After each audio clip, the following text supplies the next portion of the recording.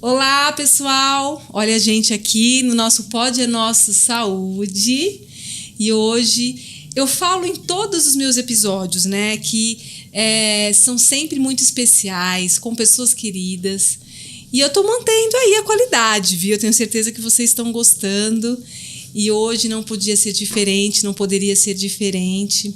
Estou com uma mulher, um ser humano fantástico, que é um exemplo dentro de tudo aquilo que a gente vai falar, né? Uma pessoa de superação, de muitas histórias, né? Apesar do pouco tempo que ela tem de idade, ela não é tão assim de idade, mas ela tem histórias incríveis dentro e fora desse tema que nós vamos abordar hoje.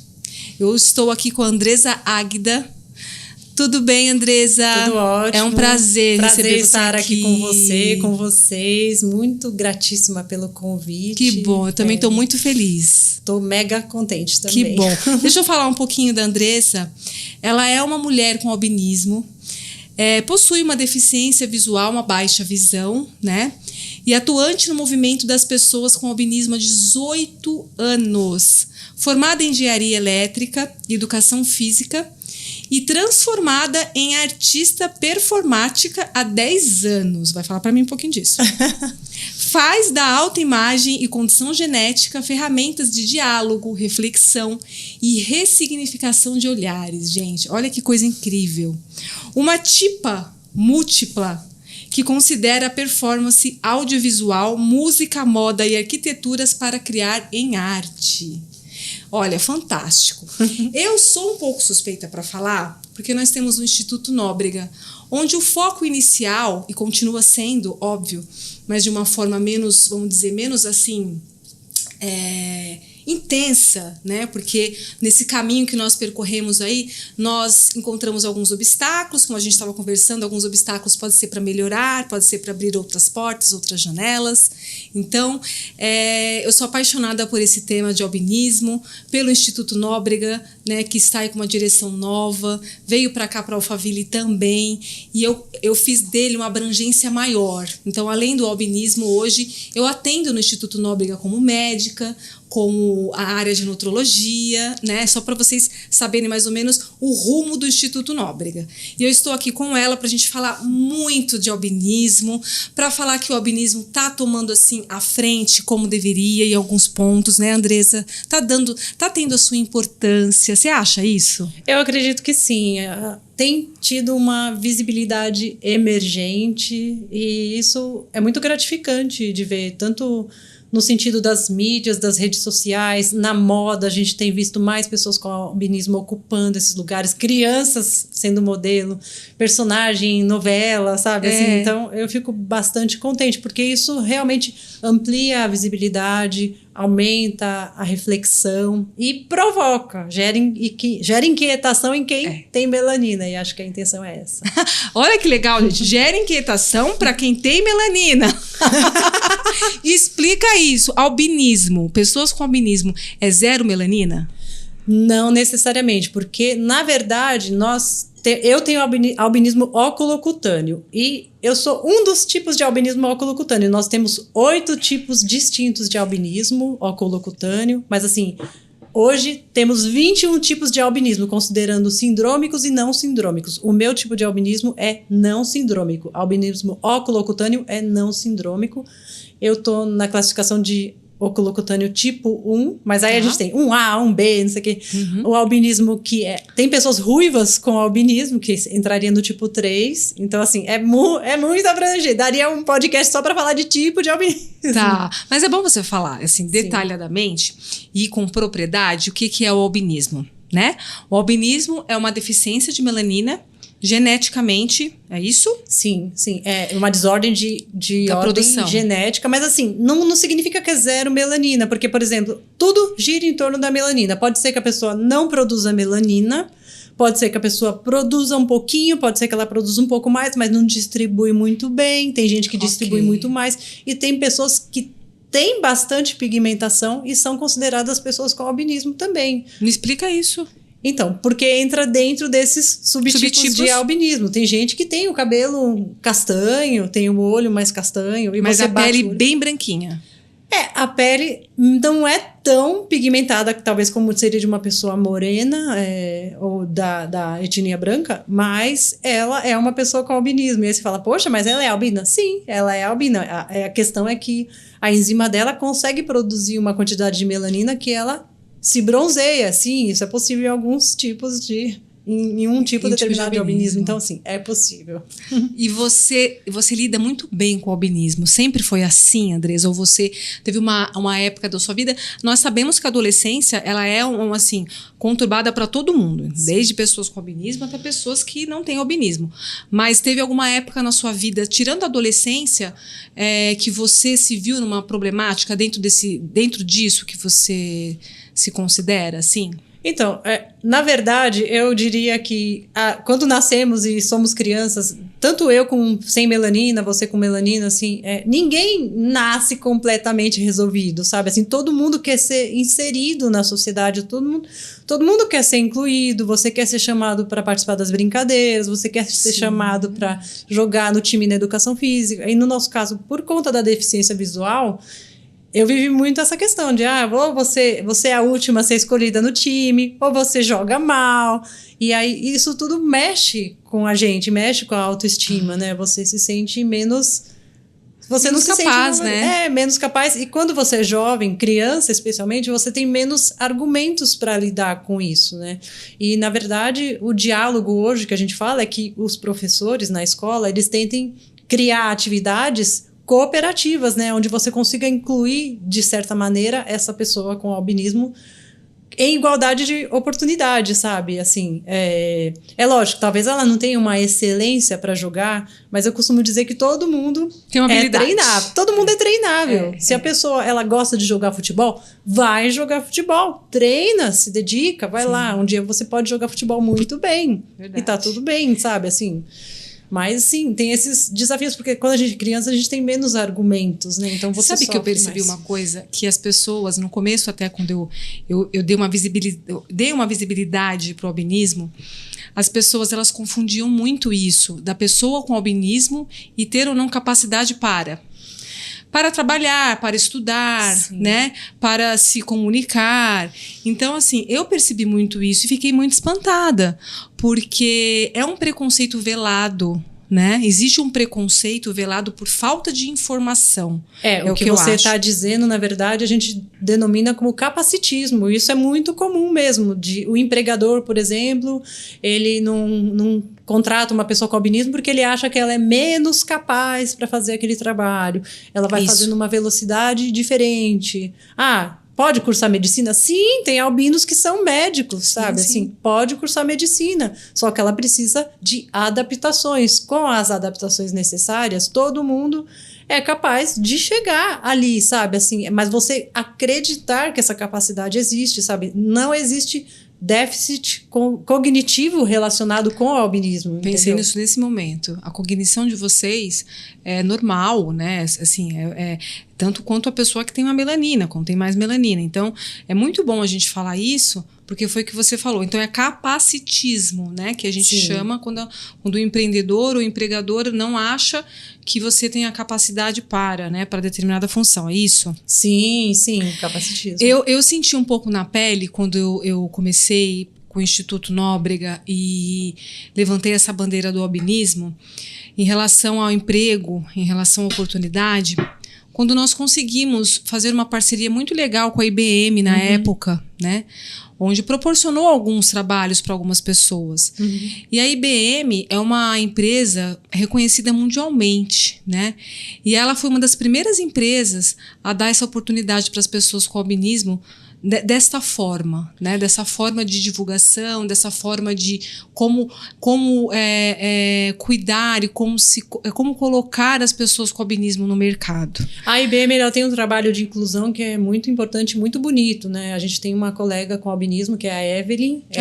Ela trabalha dentro da IBM. A Evelyn é meio ruiva, né? Olha, ela tem um pouquinho mais de tinta do que...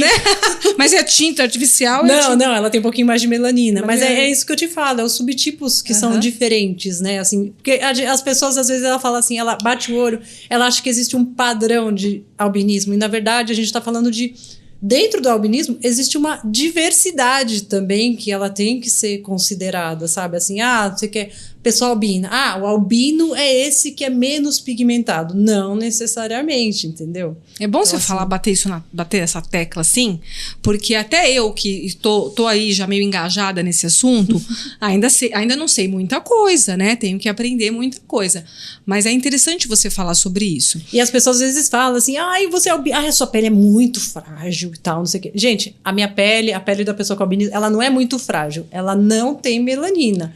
Ela Colágeno é igual. Sim, ela é mais susceptível, ela é mais vulnerável aos raios UV, mas assim, não significa que eu vou ter mais alergia, não significa que, eu vou fazer uma lesão, ela vai demorar mais, vou machucar, vou bater o braço, ele vai demorar mais para recuperar, não tem nada a ver, a fragilidade, a gente só não tem a melanina que deixa a pele mais vulnerável à radiação UV, é isso. Ponto. Isso que você falou é muito interessante, porque eu estava atendendo os pacientes lá em São Paulo, as pessoas com albinismo, e aí eu adoro pegar nos pacientes, então o meu exame físico ele é completo, e aí comecei a pegar.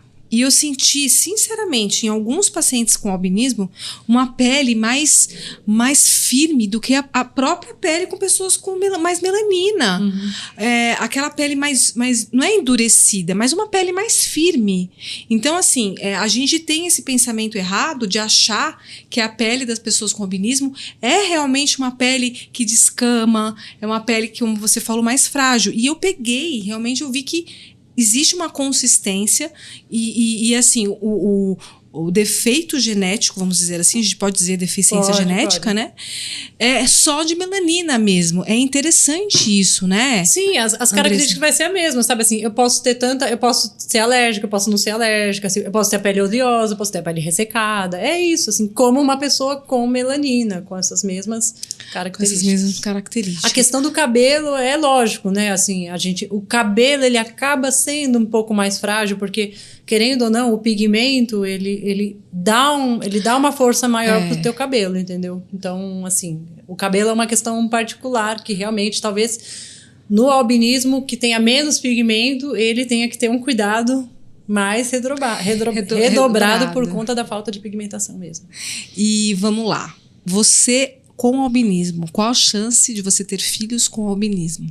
Então, a chance de eu ter filhos com albinismo, ela acaba sendo muito baixa. Se eu casar com uma pessoa, se eu me relacionar com uma pessoa que tem o mesmo subtipo de albinismo que eu tenho, a chance é 100%. Tá. Se eu me relacionar com uma pessoa com melanina, a chance de nascer uma criança com albinismo vai acontecer se esta pessoa tiver o mesmo subtipo, o mesmo gene do meu tipo de albinismo, entendeu? Aí vai da liga, mas faz de conta que na família dela ela tem um histórico de albinismo tipo 2, por exemplo, que não é o meu tipo. E a gente nunca vai ter filhos albinos, porque ela tem uma outra herança genética, um outro subtipo de albinismo que não é o meu. Então, é a liga, tem que ter um encontro dos dois genes. Se não tem esse encontro, aí a chance é mais difícil. É bem mais difícil. Então, assim, as chances são muito pequenas. Tá. Mas elas não são nulas. A genética é uma caixinha de surpresas, né? São muitos genes, muitas heranças genéticas que a gente carrega, tanto eu como você. Então, assim, a gente não sabe o que vai acontecer. Mas hoje, com todas as tecnologias que nós temos na minha área, a gente tem como estudar os genes de vocês, os meus genes, e saber a probabilidade de você ter ou não, né, o filho com albinismo. Isso é mais real hoje em dia, né, Andressa? Sim, hoje tem exames genéticos bem aprofundados e tem um aconselhamento genético também, muitas famílias procuram e tal. Mas assim, a gente tenta falar que não é um tabu. Porque as pessoas perguntam, e aí? Tá grávida, né? A mulher tá grávida. E aí? Vai nascer albino? Não vai nascer albino? É tipo assim, gente, não importa. É um ser humano que tá vindo aí, né? Com albinismo, sem albinismo, né? Você vai amar diferente, né? Assim, os desafios vão ser diferentes. Vai ser maior, vai ser menor? Não sei, né? Porque as histórias, a gente não sabe o que vai ser das histórias. Nós somos resultado das nossas histórias.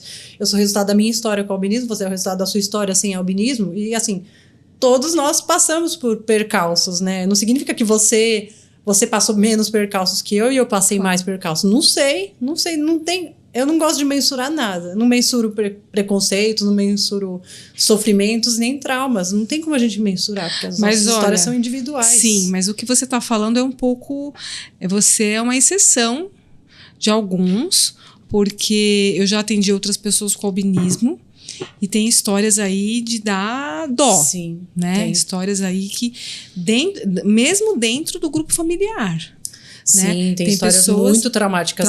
A geração, especialmente assim, dos 25, talvez pros 45 ou mais, acima dos 30 anos para diante, assim, a gente encontra histórias traumáticas, assim, pessoas com Você relaciona isso à falta de informação? Total, né?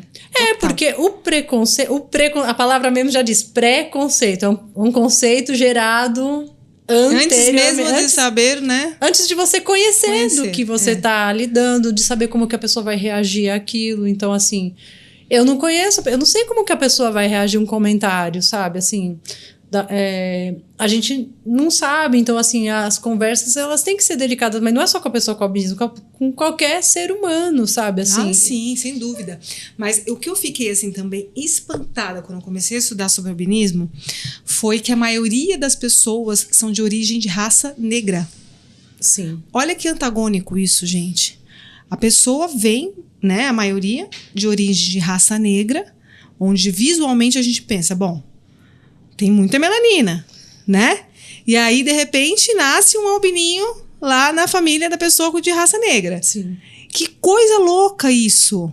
Porque, na verdade, dentro da etnia negra, assim, é onde a gente tem a maior incidência realmente de albinismo.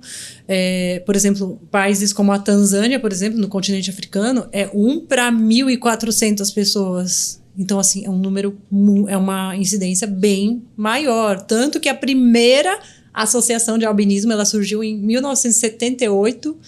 A associação não, era um grupo, né? Era uma sociedade de albinismo da Tanzânia. Surgiu lá justamente porque tinha muito essa coisa de perseguição, né? Albinos sendo usados para rituais de feitiçaria. Eu li sobre isso. Que coisa grave isso. Uma coisa muito séria. E justamente isso tudo que isso fomentou bastante essa questão do 13 de junho, porque todos esses acontecimentos no continente africano é uma coisa seríssima e gravíssima que a gente combate. Isso você combate com informação, com desmistificação, enfim, quebrando estigmas e tudo mais. E sim, o que você falou, dentro da etnia negra é o que a gente tem a maior incidência de albinismo. Então, assim, no Brasil, onde a gente tem praticamente metade da população tem uma descendência negra, praticamente metade. Tem, mais da metade até. A gente pode ter, provavelmente tenham mais pessoas com albinismo brasileiras que são da etnia negra, de descendência negra mesmo. Isso é. E eu por ser de descendência italiana, por exemplo, as pessoas olham pra mim e eu não sou brasileira, eu sou europeia. Mas não, eu sou brasileira, gente, sou brasileira. Eu nasci no Brasil, eu nasci em São Paulo, porque o Brasil tem uma pluralidade de cores. E a minha cor albina é uma cor brasileira também. Então, eu sou bem brasileira. Eu sou um perfil bem brasileiro. Mais ou menos, viu? De primeira, assim, você olha de primeira vez, você acha que você não realmente é da Europa. Ou de algum lugar próximo. Depois é que você vai vendo que você tem todas as características e o jeitinho brasileiro, né? Hoje nós temos na Globo uma novela que está colocando ali uma pessoa com albinismo, né? Sim. Uma visibilidade muito legal, muito importante. Sim. Diante disso, diante desse cenário, você acha que as coisas estão mudando a favor dessa causa, a favor disso? Porque, gente, deixa eu só me gabar um pouquinho, porque assim, depois que o Instituto Nóbrega deu uma visibilidade um pouco maior para as pessoas com albinismo, não que eu seja a precursora disso, longe de mim, longe disso. Mas eu acho que eu ajudei muitos lugares, muitas pessoas, muitas redes, tanto da parte de tráfego da internet, quanto também na televisão, para que esse assunto viesse a ser questionado e viesse a ser valorizado. Nós, do Instituto Nóbrega, sentimos isso. Eu acredito que sim. Todo mundo que abriu essa visibilidade para trazer o tema à tona, eu acredito que contribuiu com isso, sim. Contribuiu um pouquinho, e né? eu sou gratíssima, assim, por todas as contribuições, independente de como elas foram. Eu acho que tudo isso contribui, sim, positivamente. E você acha que dentro desse cenário da Globo, por ter uma novela com esse tipo de ação mesmo, porque tudo é muito pensado, né, gente? Você acha que isso traz para vocês assim não é esperança, porque não é esse o caso, mas uma importância maior por essa causa? Olha, mas eu diria que a esperança ela existe também, sim, porque a gente tem uma esperança dessa visibilidade ser também mais emergente, sabe? Porque isso é necessário. O albinismo, ele é uma condição genética rara. A gente é raro. Aí você fala, como eu sou raro, então a gente é pequeno, é pouco, é desinteressante. E não, a novela ela traz uma visibilidade, porque o brasileiro gosta de ver novela. E assim, na novela tem se problematizado as questões que vive uma criança com albinismo na escola. A gente vive isso no grupo de WhatsApp, a gente observa mães relatando que o filho sofre bullying na escola, que a criança não quer ir para a escola porque está passando por bullying. Bullying que eu também vivi na escola. Então, assim, o problema é antigo? Não, o problema é mais contemporâneo do que a gente imagina. E a criança, ela passa por bullying na escola e vê como a professora reage, vê como a mãe reage e tudo mais, assim. Então, assim, é muito importante essa pauta existir, porque a gente percebe que os pais que acompanham essa novela, eles podem a gente constrói seres mais reflexivos, que eu acho que é esse o objetivo da informação. A gente provocar reflexão, a gente provocar essa inquietação. Poxa, mas isso acontece? Nossa, tipo, não imaginava. Gente, isso é fantástico. Eu sempre fui muito empática por esse assunto, né? E quando eu vi que realmente tinha um personagem lá, eu falei, meu Deus, que tudo! Porque eu conheci aquela associação do Pôr do Sol. Síndrome do Pôr do Sol. A Síndrome do Pôr do Sol. E ela tem uma cartilha, uma gracinha que ela mesmo fez, não foi isso? Ela desenvolveu. Hoje, na verdade, quem desenvolveu a cartilha foi o pessoal do Rio de Janeiro, né? Que é a associação. Eles têm um grupo de extensão, é um grupo de pesquisa, né? Eu falo assim que no Rio de Janeiro não existe uma associação, mas existe um grupo de pesquisa em albinismo, onde a Nereida Santos, que é professora, enfermeira, ela que comanda lá, e eles pesquisam, os alunos vão aprendendo sobre albinismo, sabe? Se tornam seres reflexivos. A Nereida até contou que uma das alunas lá acompanhou um parto onde nasceu uma criança com albinismo. E foi maravilhoso, porque ela já soube, ela já saiu com aquele pai, já conversou, já explicou. Então já foi feito um direcionamento para oftalmologista, dermatologista, porque assim, é isso que tem que ser, sabe? Assim, sabe? A gente provocar reflexão nessas pessoas. E esse pessoal da UFRJ que se juntou, né, com a Lilian Kimura, que ela tem isso, também no Vale do Ribeira, e chamou a Sara, a mãe da Nina, também contribuíram, que é uma cartilha que chama Melanina Zero, e aí tem também várias informações. Mas hoje a gente tem várias cartilhas, né? Tem o pessoal da Associação Casa Azul que fez uma cartilha, tem a Tatiana Oliveira que fez um livro também sobre uma menina com albinismo negra, para trazer também as negritudes, porque sim, a maioria das pessoas com albinismo são negras, então ela também problematizou isso. Então, tem o livro da Sabrina, uma menina albina, tem o Pedrinho, um menino albino. Então, assim, hoje a gente tem vários. Tá ampliando, tá sendo emergente. Isso é muito bom, porque informação. A Nina é uma querida, ela é nossa parceira, né, de imagens ali. A mãe dela é uma pessoa super dedicada, super comprometida. É uma pessoa que realmente nasceu para ser mãe da Nina, né? Ela é uma referência na questão dos cuidados com a infância mesmo, né? Porque assim, ela é uma mãe do contemporâneo, ela trabalha a questão da estimulação visual, então assim, ela é uma mãe do contemporâneo e super referência nesse Sigam sentido. Lá, gente, nas redes sociais, Nina Albina, que vocês vão amar. Eu também reposto no perfil do Instituto, porque realmente ela tem a agregar para quem está iniciando essa missão na vida, né? Eu atendi uma paciente uma vez lá na clínica, lá no Instituto, que ela não sabia até então que ela tinha tido uma filha com albinismo. Olha só. E aí ocasionou uma série de problemas dentro do próprio casamento dela. O marido dela falou, como assim? Por falta de informação. E ela também não sabia que ali era uma pessoa com albinismo. Ficou naquela dúvida, é meu, não é? E tal, aquela coisa toda. Ela me contando, a própria mãe, me contando isso. E isso ficou traumático para ela. E hoje ela ajuda outras mães, né? Da maneira dela, claro, como ela pode, a divulgar e prestarem atenção, porque hoje em dia os profissionais da área da saúde ainda não são treinados para fazer essa identificação. Eu não falo diagnóstico porque o albinismo não é doença, né?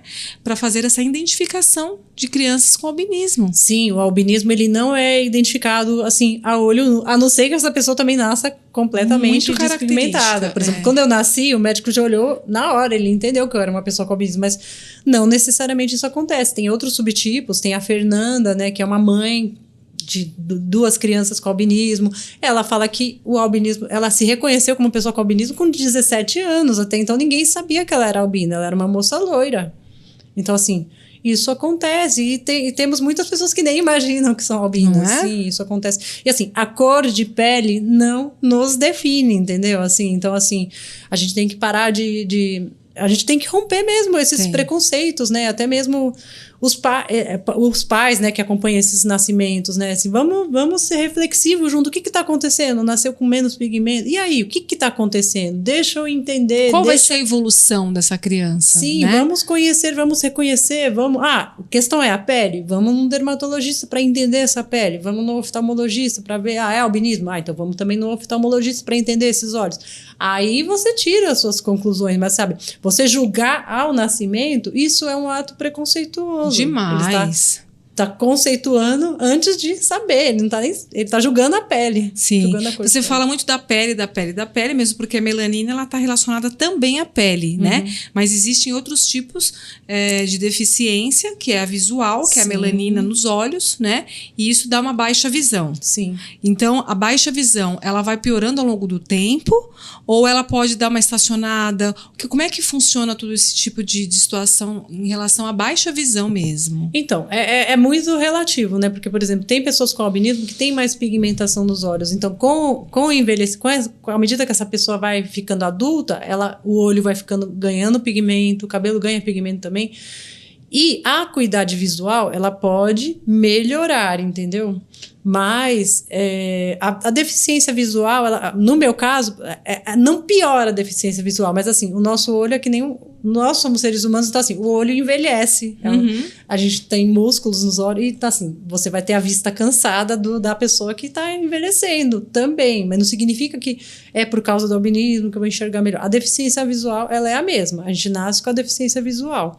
Só que, por exemplo, essa pessoa que tem mais pigmentação, ela pode vir a enxergar melhor, entendeu? No meu caso, isso não vai ter ganho porque eu não tenho ganho de melanina nos olhos. Meu olho é dessa cor desde quando eu nasci. Desde quando você nasceu. Mas a deficiência visual, ela varia de 10% a 30%, tá? Nessa nuance. E temos pessoas com albinismo sem deficiência visual, que tem pigmentação suficiente que fez a formação da mácula. A mácula fica na retina. Isso. E aquela lombadinha para baixo se formou. Às vezes ela se forma parcialmente ou ela se forma completamente, ou ela não existe, como no meu caso não existe. Por isso que às vezes a gente enxerga um pouco vermelho do olho, não é?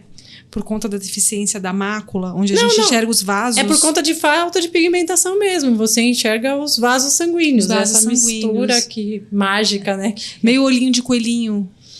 Tem um subtipo de albinismo bem específico que praticamente tem um olho bem avermelhado. Mas a doutora Carolina atendeu um paciente, parece, que tem essa condição, assim, bem específica mesmo.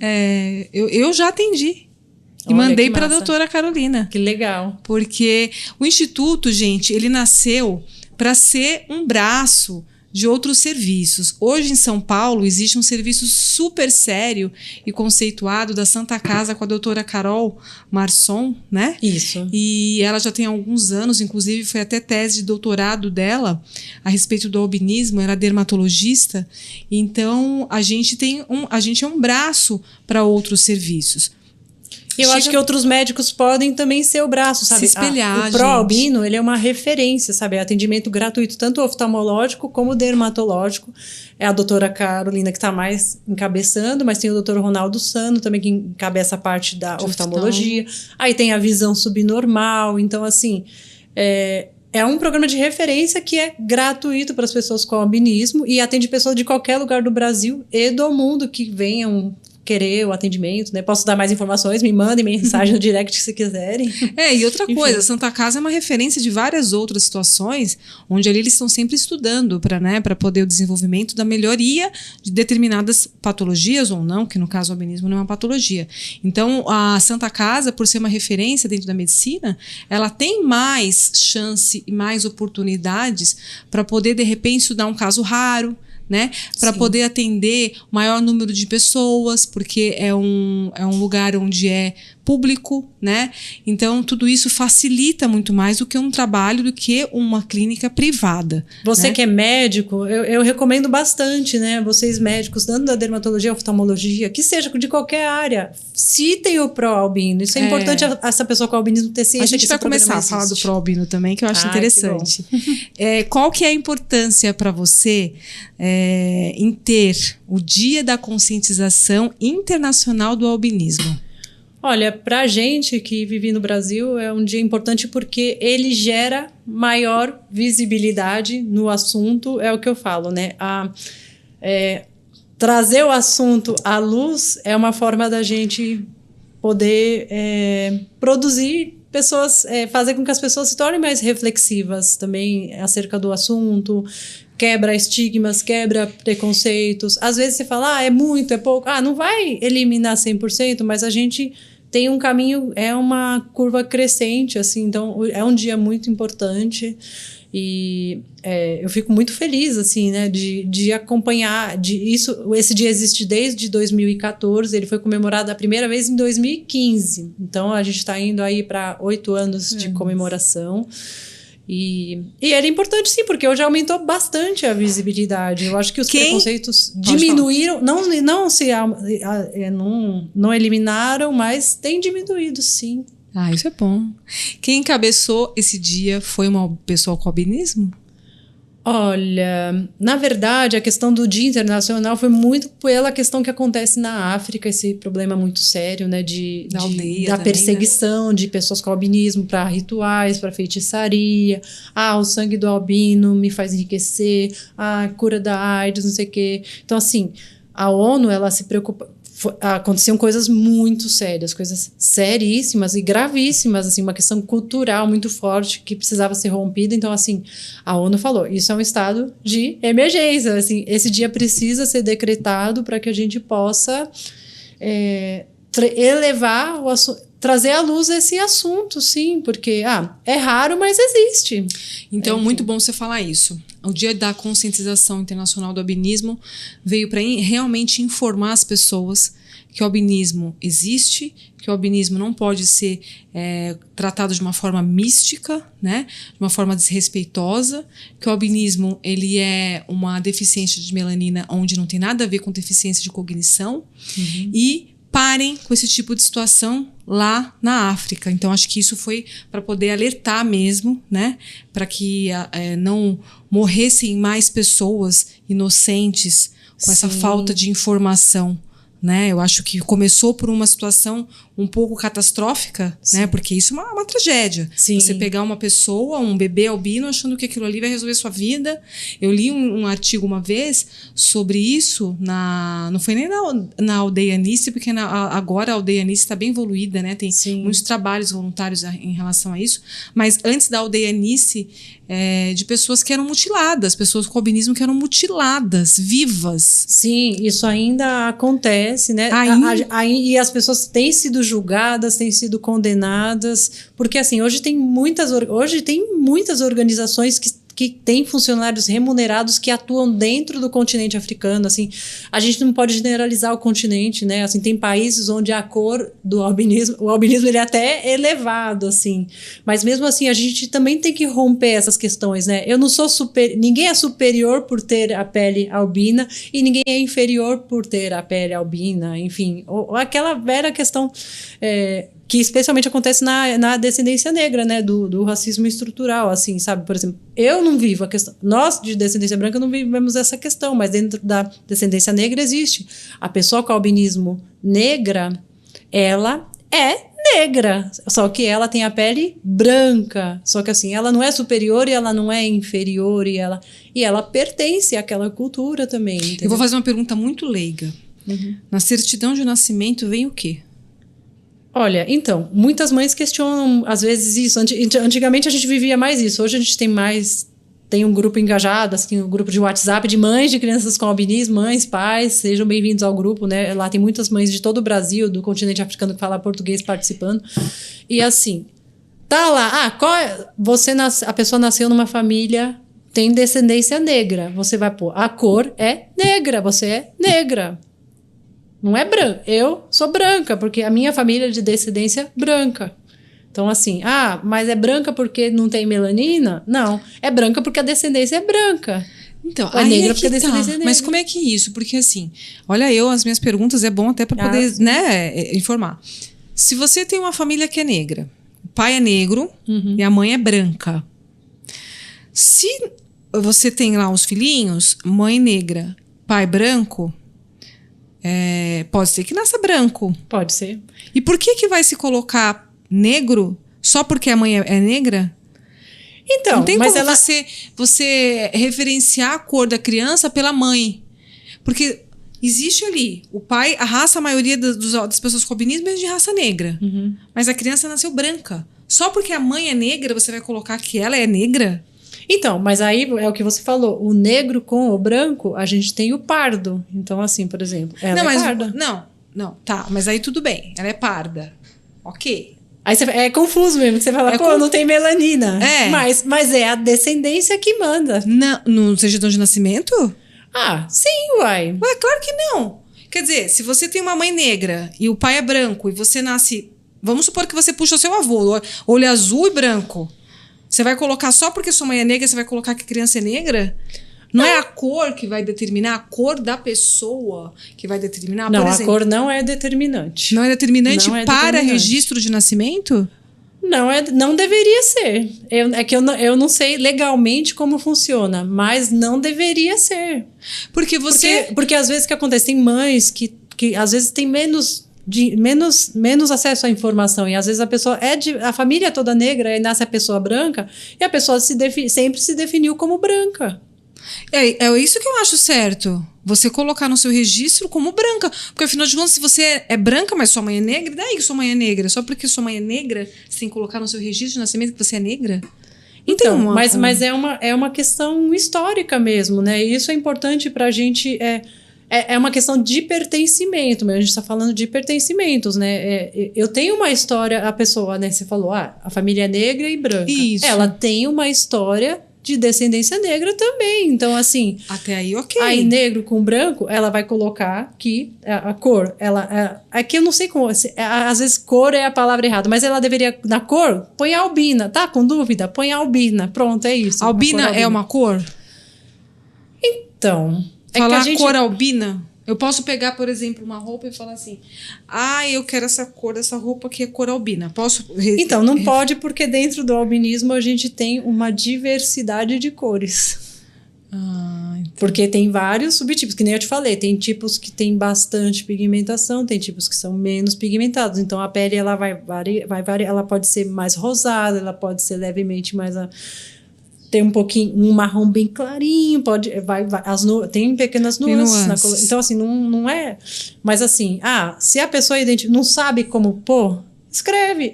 A pessoa é com albinismo, identifiquei que é albina. Aí, depois a gente entra no mérito da... Foi uma curiosidade que eu tive agora. Não, mas eu acho que a sua inquietação é uma inquietação que, às vezes, muitas mães têm. Mas, assim...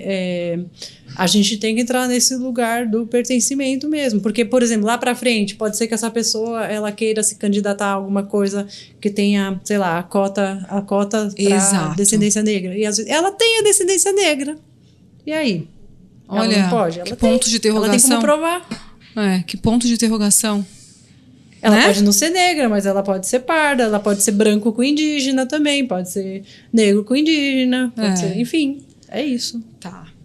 Na minha história não tem. Meu pai tem descendência italiana, minha mãe tem descendência portuguesa, italiana, então Não tem jeito, nem que eu quisesse, não tem. Respondeu, mas ainda fiquei um pouquinho na dúvida, depois eu vou estudar sobre o caso. Pois é uma questão talvez de ordem jurídica. Eu não sei, eu honestamente não sei como vem na certidão, mas é uma questão interessante pra gente legal, investigar. muito bom. Dentro de tudo isso que você vive, Andressa, 18 anos na frente disso, na frente dessa causa, não é isso? Sim. O que muda para você na sua vida ser uma pessoa com albinismo? Na sua vida pessoal, você falou que não muda nada. Ok.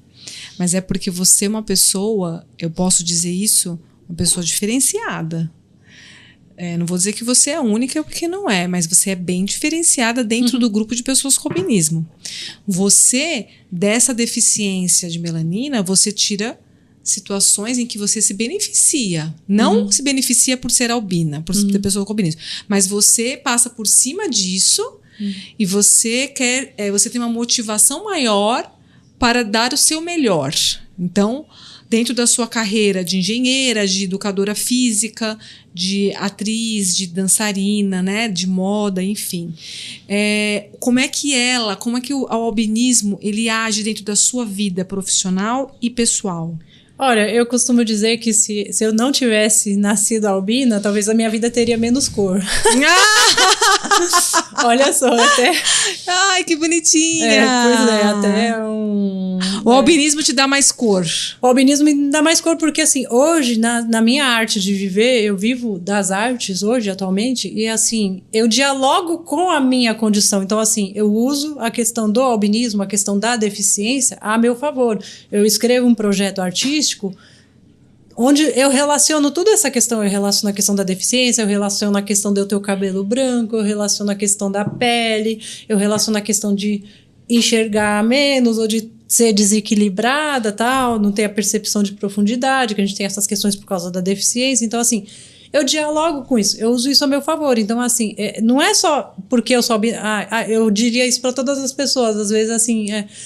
Pega uma coisinha, todo mundo tem uma coisinha particular que você olha assim, nossa, isso aqui é você. Às vezes você fala assim, eu tenho uma pinta aqui. Só você tem essa pinta bem aqui. Poxa, usa isso a seu favor, de certa forma, sabe? Assim, isso te particulariza, sabe? Assim, eu acho que o albinismo, ele contribuiu para a construção da minha identidade, né? Que não é consolidada, mas a gente... cada vez chega mais perto daquilo que a gente se acredita, né, se define. Então, assim, o albinismo, ele engatilha, ele é um combustível para as minhas artes de viver. Então, assim, não que, eu brinquei sem cor, né, mas, assim, talvez, sei lá, eu estaria mais dentro, entre aspas, do comum, assim, com melanina, né, eu teria vivido menos questões de preconceito, teria tido menos dificuldades na escola. E não, na verdade, nós somos resultado das nossas histórias. Eu sou resultado das minhas histórias como pessoa com albinismo. E o que eu faço? Eu pego toda essa questão do albinismo e levo para as minhas artes de viver. Então, assim, foi uma escolha que eu fiz. Que você fez. Você se acha uma pessoa mais insegura por ser uma pessoa com albinismo? Mais insegura, você fala? Você tem uma insegurança em relação a isso? Olha, eu diria que... eu acho que eu tenho tantas inseguranças como outras pessoas, assim, as inseguranças são as mesmas, tem coisas que eu tenho mais medo, eu vou me apresentar, eu também passo por um nervosinho, assim, você tem que ficar, você tem que se concentrar, acho que isso faz parte do ser humano, né, de ser humano, né, a gente vive todas essas questões. É lógico que a questão visual é uma questão delicada, eu tenho que andar na rua com muito mais cuidado que você que tem uma visão plena teria que ter, enfim. Assim. Isso tanto de dia, à noite, o que pode atrapalhar vocês também? Então, à noite é aquela coisa, à noite, como eu tenho astigmatismo também, que é um problema de refração, as luzes ficam, tipo, parecem raios, sai raios, assim, das luzes, né? Então, assim, o astigmatismo, ele atrapalha mais à noite. E, assim, é lógico, como a pessoa com albinismo, ela também tem a percepção de profundidade, ela é diferente, então... você também tem um pouco mais de dificuldade de entender a distância de um carro, sabe? Assim, então, à noite acaba sendo um pouco mais perigoso. E é lógico, tá mais escuro, então você enxerga menos. Enxerga menos. O que beneficia? Não tem a claridade. De dia tem a fotofobia, de noite tem a escuridão. Então, assim, isso também é um mito, que a albino enxerga mais à noite. Ninguém enxerga mais. Albino não é gato. Muito bom o que você falou. Mitos. Fala alguns mitos pra gente das pessoas com albinismo. Você falou, por exemplo, à noite. À noite, pessoas acham que vocês enxergam melhor. Só que não. Né? Se você tiver algum problema como esse de refração, você não vai enxergar bem, independente, né, de estar de noite ou não. Outro mito que você possa dizer assim pra nós? Olha, eu acho que tem essa questão da pele que eu te falei, né? Da pessoa achar que a pele é mais frágil, não sei o quê. Inteligência, talvez, é um mito? Talvez. Tem pessoas que falam, nossa, os albinos escutam muito mais. Não necessariamente. O ouvido, não é que o ouvido é mais desenvolvido. O ouvido só vai ser mais desenvolvido se você treinar isso. Por exemplo, eu canto em coral. Então, assim, eu tinha dificuldade de ler a partitura. Então, assim, eu tive uma memória auditiva treinada. Então, assim, tudo você passa por treino. Não significa que...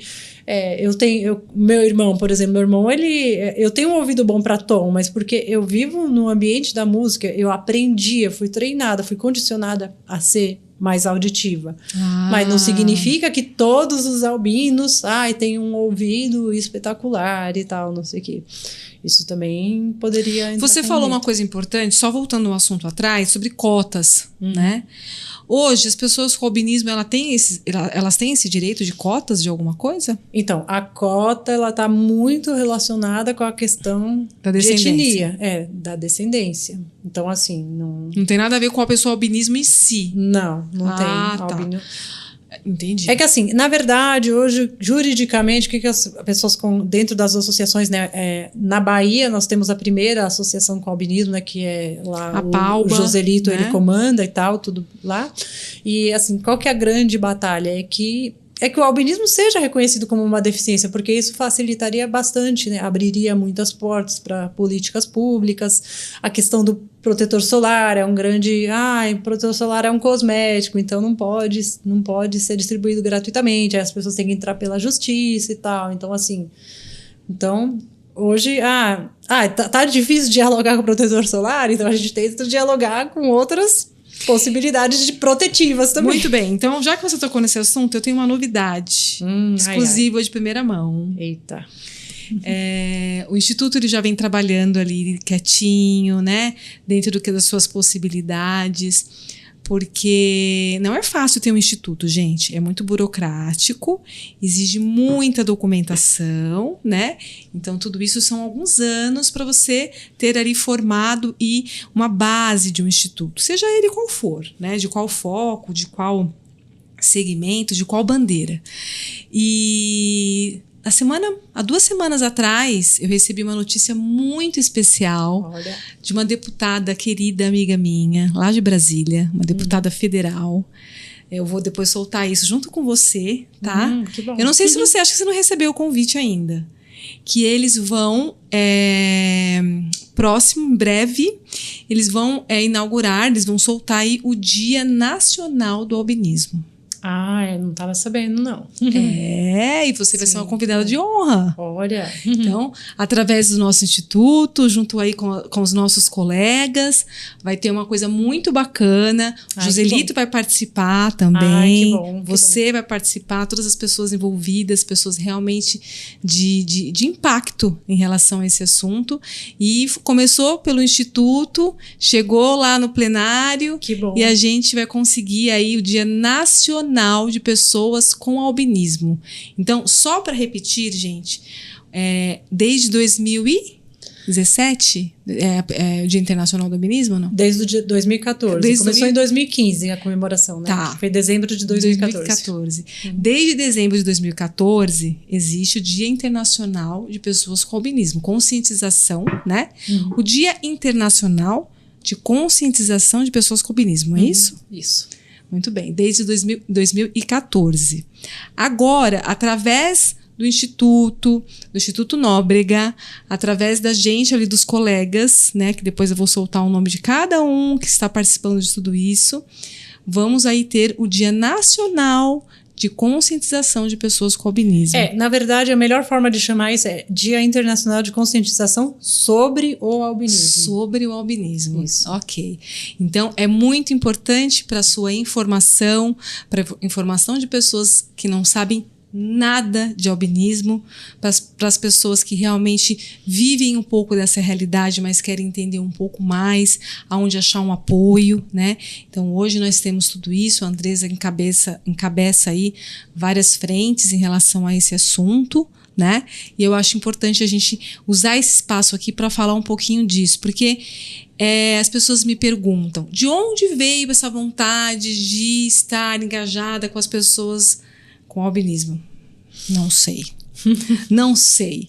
Não sei se eu tive albinismo numa vida passada, eu não sei. Só sei que surgiu essa vontade de dar uma visibilidade, de entender um pouco mais a vida de vocês, né? E as dificuldades, em que nós podemos ajudar. E como eu iniciei, nós estamos aí a passinhos, né? Não digo de tartaruga, mas a passinhos, um de cada vez, ajudando sim da nossa forma. Já distribuímos muitos protetores solares. Eu não sou de ficar falando muito, gente, porque assim, eu acho que a gente tem que ajudar e na hora certa a gente precisa falar para informar. Né? Não para poder ser um exibicionismo em relação à ajuda, mas para informar. É bom você, de repente, falar que está ali numa frente de distribuição de protetores solares, as pessoas vão falar, ué, por que existe isso? E aí vão chegar lá na informação. Mas a gente já está há alguns aninhos aí fazendo esse tipo de trabalho, para mim é muito benéfico. Eu amo de paixão fazer isso. Estou com a cor do Instituto hoje. Que bom.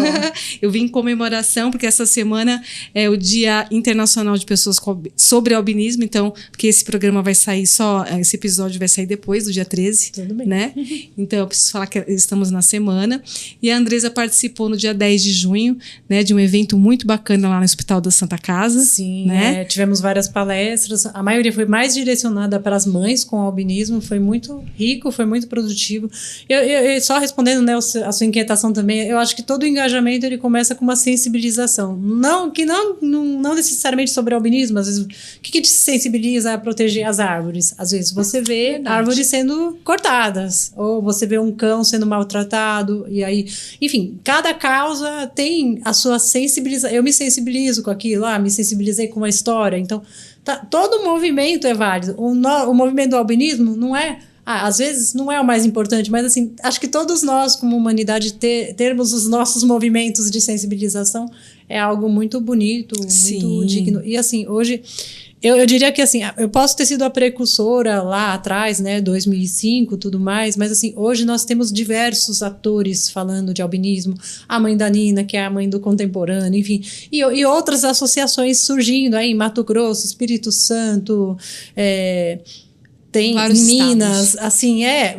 Paraíba, Pernambuco, sabe? Todo mundo querendo se mover para construir, consolidar associações estaduais. Então, assim, a gente tem... eu acho que hoje tem diversos atores. Tem a nova geração que é modelo, que é tem até os influenciadores albinos. Então, tem uma menina que fala de maquiagem para albino. Então, assim... Tem muita coisa, assim, acontecendo, né? Então... Eu acho que a pessoa tem que voltar um pouco os olhos para isso, né? Parar um pouquinho para se interessar no assunto, né? Porque eu não sei a real situação, mas o número de pessoas com albinismo parece que cresceu. Eu não sei se é o que a gente que está vendo mais, ou está prestando mais atenção, ou se realmente está crescendo. Ou, na verdade, talvez mais pessoas estão se reconhecendo nesse lugar, né? Porque às vezes a pessoa, às vezes nasce muito clarinha, a pessoa se fala assim, é loira. E às vezes tá numa família que todo mundo tem mais pigmento, poxa, já fica com uma pulga atrás da orelha, né? Será? Pode ser? Vamos xeretar, vamos investigar. Ou uma pessoa ruiva, será que é ruiva? Às vezes todo mundo é moreno e ela nasceu ruiva. Sabe, muito legal isso que você tá falando, até me chamou a atenção, que eu vou fazer lá no meu perfil do Instituto, como identificar pessoas, bebês com albinismo. Treinar às vezes, ou falar um passo a passo de como que você faz essa identificação, porque assim, claro, como você falou, não é a olho nu, às vezes pode ser olho nu, mas às vezes não, é o aconselhamento genético. Então, na verdade, se fosse um subtipo parecido com o meu, seria mais fácil de identificar no nascimento. Mas é lógico, o fato de já nascer com uma pigmentação muito diferente dos genitores, isso já leva uma inquietação. Mas, às vezes, num segundo momento, o que vai ser determinante é a questão da visão. Você percebe que a pessoa está com dificuldade para enxergar, ela não olha para você, porque às vezes a baixa visão ela é confundida também com autismo, que fala assim, a pessoa não olha para mim e tal.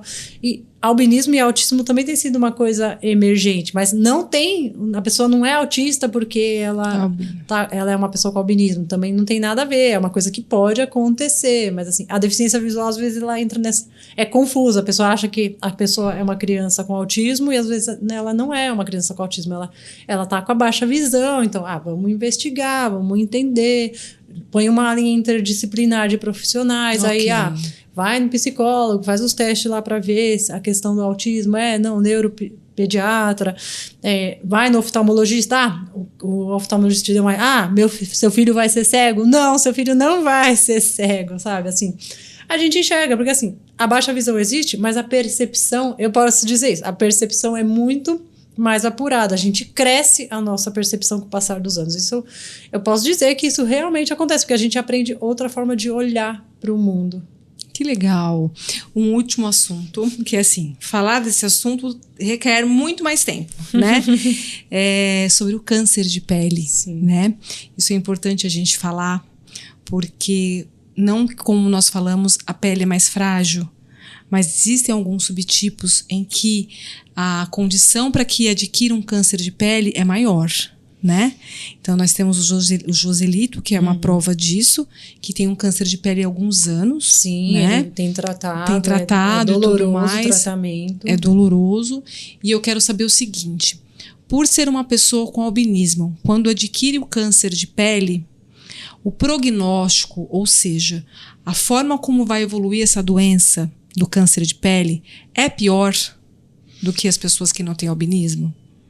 Então, na verdade, é que assim, o câncer de pele a gente desenvolve de acordo com a nossa história com o sol. O que acontece é que a pessoa com albinismo, por exemplo, ela tem a pele mais vulnerável à radiação UV. Se eu vivi a minha infância sujeita à exposição solar, a chance do câncer de pele se desenvolver em mim é na faixa, sei lá, dos 20 anos. Numa pessoa adulta que viveu na exposição solar, a chance dela desenvolver um câncer é na faixa dos 40 anos. Então, assim, o câncer de pele ele pode ser precoce na pessoa com albinismo que viveu uma história de exposição solar. Agora, o desencadeamento do câncer, ele é do mesmo jeito para a pessoa com melanina e sem melanina. É que aí quem vai ser determinante é a questão do tratamento, como a pessoa vai reagir à quimioterapia, como ela vai reagir ao tratamento, como ela vai fazer o acompanhamento. Então, assim, e o câncer de pele foi uma coisa determinante para mim engajar mais no movimento, porque quando eu entrei na questão do albinismo, o meu primeiro objetivo era sociabilizar, eu queria encontrar outras pessoas, que eu só conhecia eu e meu irmão.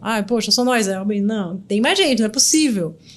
E aí, depois que eu conheci a Palba, que eu conheci o Anderson, que era um rapaz com albinismo que morreu com câncer de pele aos 30 anos, e assim, ele era uma pessoa engajada politicamente. Aí que eu fui entender de políticas públicas, aí que eu fui entender que tinha pessoas que tinham dificuldade de passar num médico para mim. Eu não vivia essa realidade, mas eu vi que pessoas viviam e que as pessoas tinham uma pele muito judiada. O Anderson tinha mais de 50 lesões no corpo, então assim, aquilo me sensibilizou de forma voraz, assim, a ponto de assim, gente, a gente tem que informar, sabe, assim, eu não tô lá dentro do Ministério Público e tal, mas eu sou uma ativista de informação, eu quero passar informação, porque eu não quero que se perpetue a questão do câncer precoce nas pessoas com albinismo, eu quero que a informação chegue, é importante esse cuidado, sabe, o Anderson viveu uma infância na exposição solar, ele queria brincar, ele queria estar incluído com os colegas, e como que você segura uma criança? Com certeza. É difícil, até criança sem melanina é difícil segurar, você tem que ficar cuidando, entendeu? Então, assim, eu não quero que se perpetue isso, então, assim, é muito sério essa questão do cuidado, sabe? E às vezes o tratamento também é difícil, políticas públicas para o tratamento, às vezes tem gente que você tem que ter comprar o Efurix, não tem dinheiro para comprar o Efurix, como conseguir? Ou atendimento, às vezes demora um atendimento com um dermatologista, e aí, como faz? Ótimo, tem a Santa Casa em São Paulo, e fora de São Paulo? Esse é o grande problema, não é? Mas é bom a gente falar sobre isso, né? Que deixa um alerta, a gente vai lançar algumas campanhas, né? Que bom. E a gente precisa de parceiros para poder colaborar com a gente em relação a protetores, em relação a outros tipos de situações, como, por exemplo, armações de óculos, consultas oftalmológicas, Sim, colegas. Eu digo que medidas protetivas solares a gente tem diversas, né? Porque às vezes assim, a barreira é o protetor solar, mas não, a gente pode ter a sombrinha com proteção UV, pode ter a roupa UV, enfim, assim, a gente tem outros mecanismos, né? Outras pessoas que podem colaborar nesse sentido, né? Porque às vezes o protetor solar você usou, acabou. A roupa UV, ela dura mais tempo. Um guarda-chuva com proteção UV dura mais tempo. Como é um guarda-chuva de proteção UV? É aquele que é metálicozinho por dentro. Que legal. Guarda-chuva de proteção UV. Isso. O óculos também, ele acaba tendo um alto custo. A armação não é cara, mas uma lente ela pode ser cara. Só que assim, o óculos, ele te oportuniza na escola, no trabalho, enfim, o óculos traz um conforto para alguns tipos de albinismo. Quando se tem miopia, às vezes a pessoa ela não se adapta tão bem com o óculos, né? Ela enxerga melhor sem o óculos, é até estranho. Mas a deficiência visual tá lá. Mas como ela enxerga bem de perto, talvez ela se resolva melhor. Eu tenho hipermetropia, então o óculos me dá conforto. Tá certo. Deixa pra gente um recado e as suas redes sociais para as pessoas que se interessarem em procurarem você. Bom, minha rede social pessoal é Andresa Águida, Andresa com um Z, Águida, Aguida, escreve o meu primeiro nome, meu segundo nome, tudo junto. E eu também tenho a rede social Albinismo em Foco, onde eu dou a luz a seres com albinismo, eu mostro o que eles estão fazendo no Brasil, no mundo, na moda, enfim, eu ponho esses seres à luz. E o meu recado é isso, é a gente, vamos romper preconceitos através da informação. A informação é a nossa arma mais poderosa para combater preconceitos. Que linda! Gente, foi muito especial, como sempre, né? Hoje aqui com a Andresa, que eu já conheço há um tempinho. Espero que vocês tenham gostado. Se vocês têm mais alguma informação que vocês realmente não entenderam, que vocês realmente queiram saber, entra lá também no Instituto Nóbrega. Eu tô sempre postando alguma coisa sobre albinismo, repostando ali as fotinhos e os vídeos da Nina, que é uma criança à frente de muitas outras. Sorte dela e mérito da mãe, da Sara. E é isso, até o próximo episódio e muito obrigada por vocês estarem com a gente. E não esqueçam de compartilhar, se inscrever no nosso canal, ativar o sininho ali, é importante, comentarem também, tá bom? Então, até a semana que vem. Beijos, até o futuro. Maravilha, foi bom, foi ótimo. Ei, foi bom? Gostoso, né? Muito bom. Que bom. A Andressa fala bem. Eu nem mostrei minha canequinha, mas depois eu faço um vídeo particular. Bem, nossa. Ela fala muito bem. Não é que eu falo, você sabe que a gente vai desenvolvendo essa oratória de tanto que você Fala ser disso, entrevistado, né?